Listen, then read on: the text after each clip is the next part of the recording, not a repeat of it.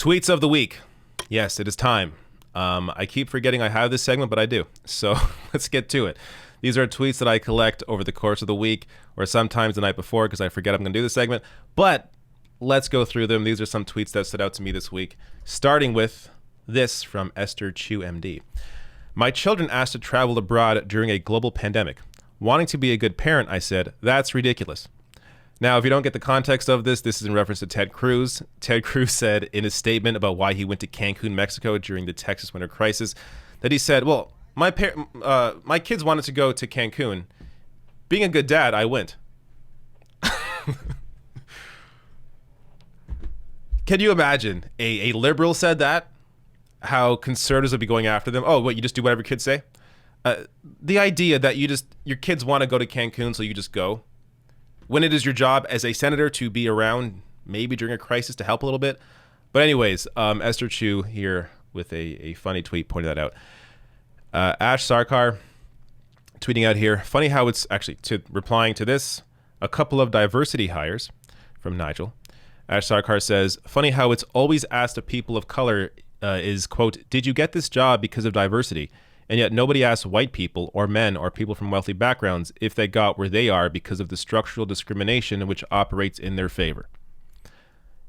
Important to point this out, allows you to think of these issues, especially if you're white or wealthy or a man, a little differently about how society is structured to already benefit us.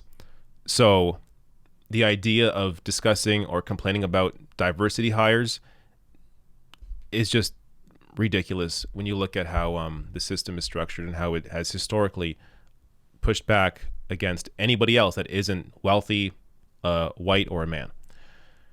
Warren Gunnels here, tweeting out 3 months after Bernie rallied with Disney workers, Disney raised wages to $15 an hour. 3 weeks after Bernie introduced the Stop Bezos Act, Amazon raised wages to $15 an hour. 3 days after Bernie invited Walmart's CEO to testify about poverty wages, Walmart raised wages for 425,000 workers. So this is just a little, flash from the past. But yeah, many stories on this. I think I covered all of this back in a single video during the primary. But yes, Warren Gunnels, of course, longtime close advisor of Bernie Sanders, now the Majority Staff Director for Budget Chairman Bernie Sanders.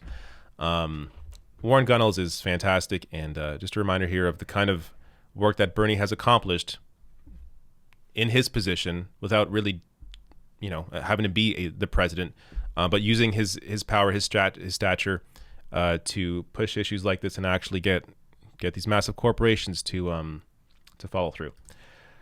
Tom Gara here. So this is a response to the New York Times story saying melting snow for drinking water is an emergency measure if no other water is available, according to the CDC. So this, of course, is about Texas and pipes freezing and people not having any water. Tom Gara here, tweeting out, we joked a lot about sending various 2020 headlines back in time to 2005 to freak people out, but, quote, CDC survival guidance for Texans considering melting snow for drinking water would be a great one to send back to 2020.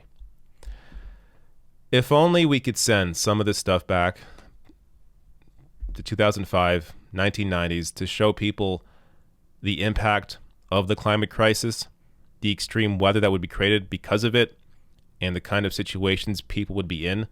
Maybe, actually probably still not. There wouldn't have been any action taken sooner. But it's the kind of the stuff we just accept now as normal. Texas having a massive winter storm. Oh, of course they did. Of course they did. And the idea that, of course, the infrastructure, not ready for it as a warmer climate, you don't really expect to have freezing temperatures that are, consistent. But so much that we could have done to prevent a lot of the disasters that we are now faced with. Eli Valley here. This is my last one. I always enjoy his comics. So this is the Biden Valentine. I laughed so much at this. As promised, a giant chocolate heart. One time only, mind you, trimmed down by the amount of chocolate you got a couple months ago, and subjected to limitations based on your total annual chocolate consumption in past years. You can thank me later. And there's this little This little piece of chocolate. Of course, this is a representation of the stimulus, but I mean, in general, of Joe Biden and how he approaches these issues and how he tries to sell it as something, drastically different than before. But this is how the mainstream Democratic Party, the corporate Democratic Party, operates. This is why you need people like Bernie Sanders, AOC, Rashida Tlaib, Just Democrats, Jamal Bowman, Cori Bush, others to really continue gaining power. Right now, there's still, in terms of what they can do in Congress or the Senate, they are limited. So this is why it's important to support primary challenges, why it's important to take down leaders in the Democratic Party, like AOC taking down Joe Crowley, or Jamal Bowman taking down Elliot Engel, or Cori Bush taking down Lacey Clay. Those are huge moves. And you continue doing that, especially to leadership, you're going to get somewhere. But for people to expect, complete change all at once from having 6 people in Congress, it's not going to happen. That isn't how politics works.